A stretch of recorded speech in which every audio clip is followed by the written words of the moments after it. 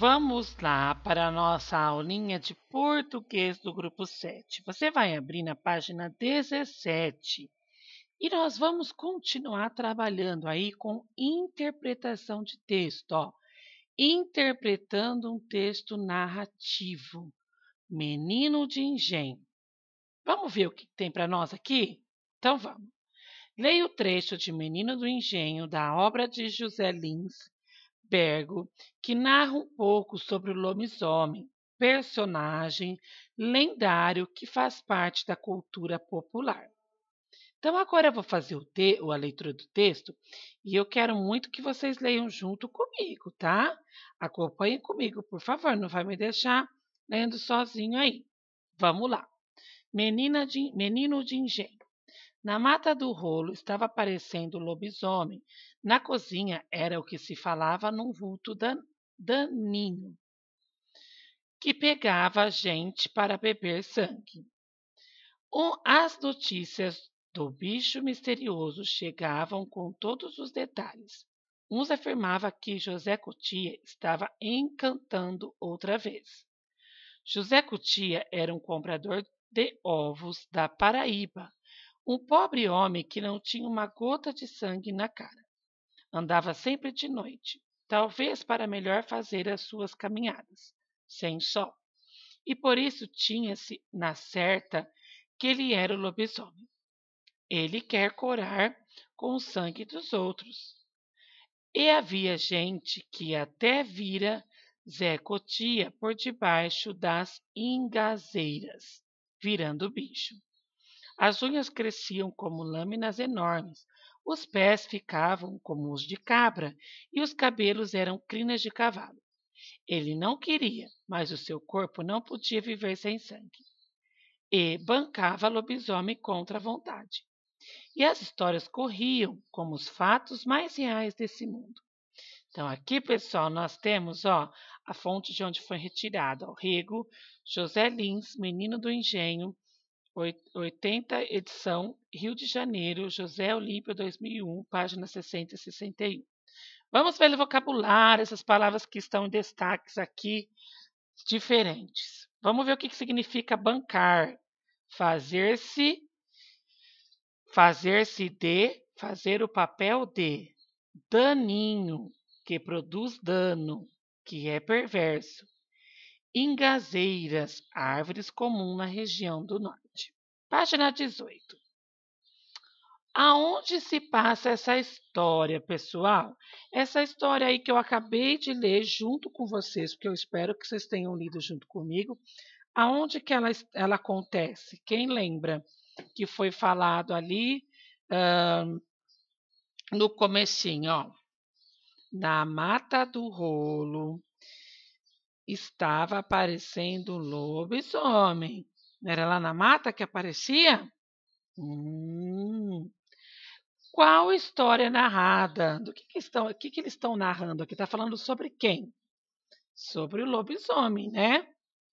Você já ouviu alguma história sobre lobisomens? Ouviu? Achou a história do trecho lido interessante? Então, nós lemos apenas uma parte da história, apenas um trecho. Você achou interessante? Você ficou curioso aí, ou curiosa para saber o que mais que vinha aí nessa historinha? Então, vamos ver o Saiba Mais, ó. José Lins do Rego nasceu no Engenho Corredor, no município de Pilar da Paraíba, no dia 3 de junho de 1901. Ele passou sua infância no engenho do avô materno. Desde 1919 já colaborava em vários periódicos. Em 1920 ingressou na Faculdade de Direito do Recife.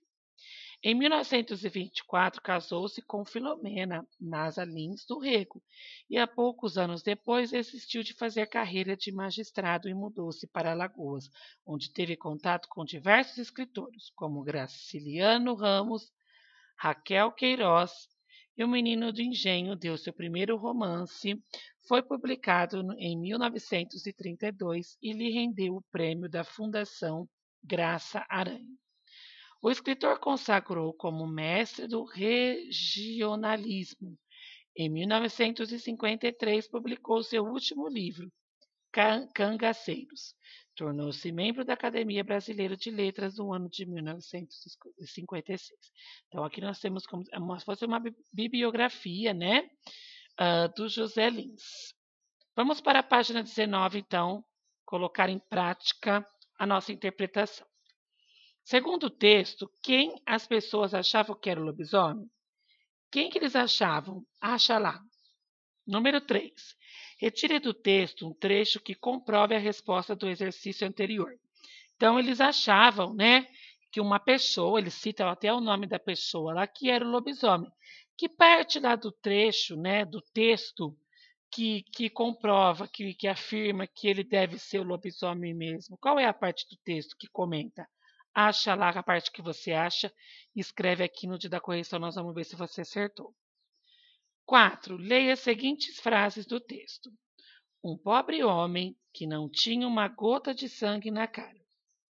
Assinale a palavra que pode substituir a expressão destacada na frase, sem que haja mudança de sentido.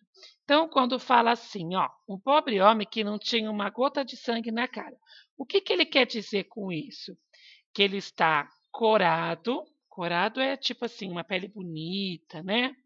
Que ele está pálido, ou seja, tá branco, que ele está envergonhado ou que ele está faminto. Qual é a opção correta que a gente pode substituir aí, ó, que não tinha uma gota de sangue na cara? Vamos lá. Reescreva a frase substituindo a palavra destacada pela resposta do exercício anterior. Então você pode escrever, ó, um pobre homem que o quê, pessoal? Ele era o quê? O pobre homem que era como? Corado, pálido, envergonhado ou faminto? 5. O narrador acredita que as histórias sobre o lobisomem não são verdadeiras. Copie o trecho que mostra isso. Então, ele acredita que essas histórias não são verdadeiras de lobisomem. Qual é a parte do texto lá que afirma que as histórias, que dá para entender que as histórias de lobisomens não são verdadeiras? Copie aqui a parte. Na página 20, vamos para o exercício da página 20. Associe corretamente cada parte do corpo do lobisomem às características conforme foram escritas. Então, as unhas. Quais eram as características das unhas? Crinas de cavalo, lâminas enormes ou como os de cabra? Qual é a característica que fala? E os pés? Sobre os pés, qual é a característica? Crina de cavalo, lâminas enormes ou como os de cabra? E os cabelos? Qual que é as características do cabelo? Crina de cavalo, lâminas enormes ou como os de cabra? Liga lá, hein? Desenha no espaço a seguir como você imagina o lobisomem descrito no texto do Menino do Engenho. Então, de acordo com o que o texto fala, imagina o lobisomem e desenha ele aqui. Página 21, olha só. Aqui na página 21 nós vamos entrar com a ortografia. Vamos aprender um pouquinho, mais um pouquinho, né, de como se escrever corretamente. Nós vamos falar sobre a ortografia L e U. Então vamos lá. Você já aprendeu que todas as palavras apresentam duas características importantes: a forma de escrever e a forma de falar. Por isso é necessário observar não apenas o som da palavra, mas também a maneira como a palavra deve ser escrita corretamente. Pensando nisso, observe as palavras a seguir: cordel, social, céu. Em alguma das regiões do Brasil, a letra L é pronunciada com o som de U, o que às vezes causa dificuldades na escrita. Então, nós temos algumas palavras com L, ó, escrito com L, mas com som de U, ó. Cauda, balde, jornal, mil, caracol. Tem outras aqui que escreve com U. Besouro, flauta, degrau, chapéu, pneu. Pessoal, como a gente sempre conversa, a gente usa muito som, né? Quando fala com a palavrinha. Então, quando a gente fala com a palavrinha, a gente escreve de acordo com o som do que nós estamos ouvindo. Só que na nossa língua portuguesa existe, né, algumas pegadinhas aí no som.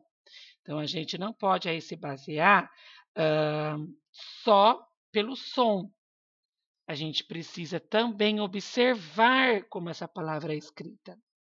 Isso quer dizer o quê? É importante, vocês que estão na fase da escrita e da leitura, memorizar as palavrinhas, para que quando você for reescrevê-la, você saber como se escreve corretamente. Essa memorização, ela vai vindo com o tempo. Então, quando você faz a leitura, quando você observa, é o que eu sempre falo com vocês aqui: quanto mais vocês lerem, melhor vocês vão ficar em tudo. Mas na ortografia também, existem algumas regrinhas, algumas diquinhas que pode nos ajudar, tá? Eu trouxe para vocês aqui que às vezes, principalmente ali quando a palavra, né, o substantivo ali, quando ele vai terminar, né? Quando eu vou terminar a palavrinha, um exemplo aqui, ó, degrau. Ó, jornal, degrau, tá? Tá vendo que o L e o U tá no final, então tá terminando aqui a palavrinha. Existe uma regrinha, uma diquinha aqui no português, na gramática, que fala assim: como que eu sei, né, se eu vou usar com L ou com U no final da palavra? Eles falam assim, que as palavrinhas que finalizam com U, essas palavrinhas, né, elas simbolizam o quê? Uma ação. Então, é alguma coisa que eu estou fazendo, alguma coisa que está acontecendo, alguma coisa que aconteceu. Então, exemplo, nós temos a palavra beijou.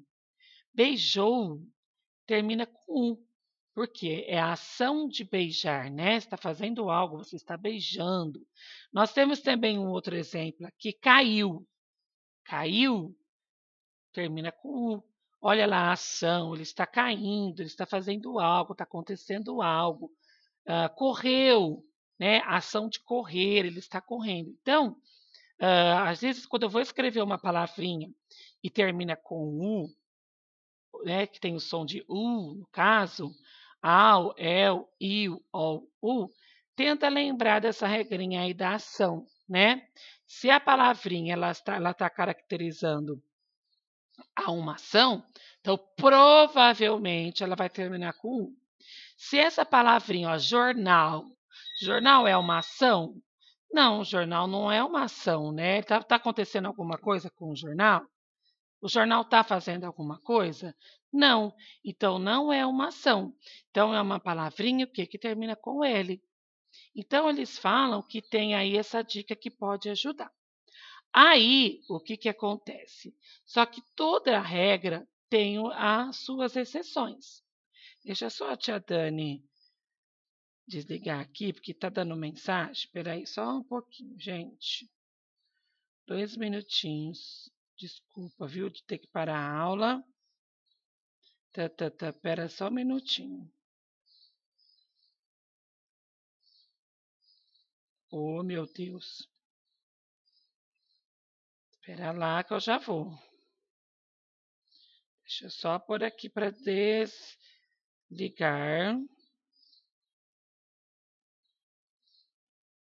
Espera aí.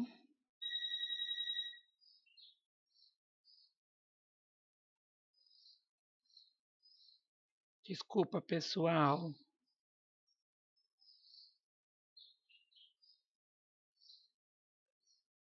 Pronto. Vamos lá. E aí, pessoal, toda regra tem a sua exceção, né? Existem algumas palavrinhas que vai terminar com U, porém não é uma ação. Um exemplo, ó, chapéu,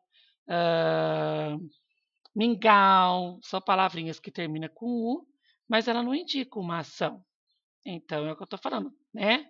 Toda regra aí tem a sua exceção. O que eles falam que a gente pode fazer, né? A gente pode pegar essa palavrinha que está no singular e passá-la para o plural.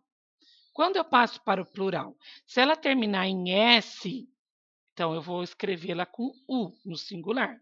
Se ela terminar com is, Então, eu vou escrever com L a palavrinha no singular. Um exemplo, ó, mingau, né? Tem a palavrinha lá, mingau. Então, vamos passar essa palavrinha para o plural? Mingau vai ficar mingaus. Tá vendo? Quando eu passo para o plural. Então, ela terminou em S. Então, ela vai terminar como no singular? Com U, tá? Chapéu, chapéus. Vendo? Terminou em S. Então, como que essa palavrinha vai ficar no singular? Terminar com U. Então, fica só a diquinha aí para que vocês possam tentar fazer aí desse exercício. Depois, com o tempo, vocês vão voltar mais a esse tema, vai memorizar mais. Vamos para a página 22, ó. Siga as linhas e forma as palavras. Então, vamos ver, vai terminar com L, com U ou com L? E aí? É meu ou mel? Anel, véu, meu ou mel? Pincel. E aqui? É grau ou grau? Vai lá e tenta fazer. Depois nós temos aqui, ó, pinte a letra que complete a palavra. Então, nós temos a palavra aqui, roupa. Escreve com L ou com U? Açougue, com L ou com U? Aldeia, com L ou com U? Cenoura, automóvel. Autógrafo, alface, salto, saudade, jaula. Então, você vai pintar. Se você acha que usa L, você pinta o L e põe aqui. Se você acha que vai usar o U, pinta o U e põe aqui. Reescreva nas linhas a seguir as palavras do exercício anterior. Então, todas as palavras que você escreveu aqui, você vai escrever aqui novamente. Aí, você vai lá para a página 24, que você vai ter que encontrar as palavras a seguir do quadro. Então, ó, nós temos todas as palavras aqui: esmalte, varal, berimbau, mel, bacalhau, todas essas. Você vai procurar todas essas palavrinhas aqui. Aí você vai escolher 3 palavrinhas que você assinalou e vai formar frases com ela. 3 palavrinhas, 3 frases. E no exercício da página 25, que é o último, você vai completar o diagrama de acordo com o desenho, ó. Mil, caracol, avental, balde, soldado, chapéu, jornal e assim por diante, tá? Faz aí com bastante atenção, depois nós vamos corrigir para ver se deu certo. Combinadinho? Beijão então, hein?